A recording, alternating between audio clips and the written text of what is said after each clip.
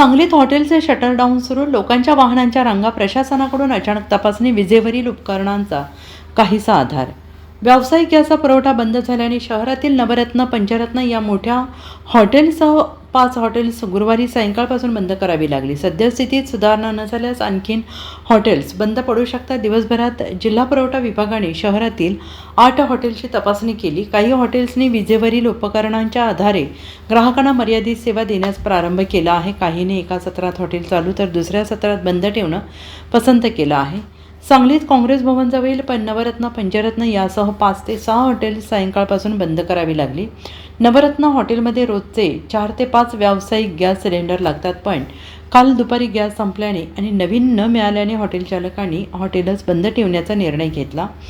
जिल्हा पुरवठा विभागाचे जिल्हा पुरवठा अधिकारी आशिष फुलुके, जिल्हा सहाय्यक अधिकारी रुपाली सोळंके, पुरवठा निरीक्षक राजू कदम, महसूल अधिकारी संजय इंगळे, विकास खुरमोटे, रमेश वागडे आदींच्या पथकाने दिवसभरातील शहरातील 8 हॉटेलची अचानक तपासणी केली आणि या सर्वच ठिकाणी व्यावसायिक गॅसचा वापर सुरू होत असून शिल्लक असलेल्या गॅस सिलेंडरमधूनच हा वापर सुरू होत असल्याचं दिसून आलं. उद्याही हॉटेलची तपासणी सुरूच राहील अशी माहिती पुरवठा विभागाकडून देण्यात आली. सांगली शहरासह जिल्ह्यात काही ठिकाणी गॅस सिलेंडर मिळावा यासाठी गर्दी होते आहे. मार्केट यार्डात गॅस एजन्सीसमोर लोकांची सकाळी झुंबड उडाली आणि एक गॅस सिलेंडर दिल्यानंतर दुसऱ्या सिलेंडरसाठीची नावनोंदणी 30 दिवसानंतर केली जाते आणि ती लगेचच केली जात नाही. युद्धाच्या परिणामांच्या भीतीने नोंदणी लवकर करावी म्हणजे सेफ मोडमध्ये राहू या भावनेने लोक गर्दी करत आहेत.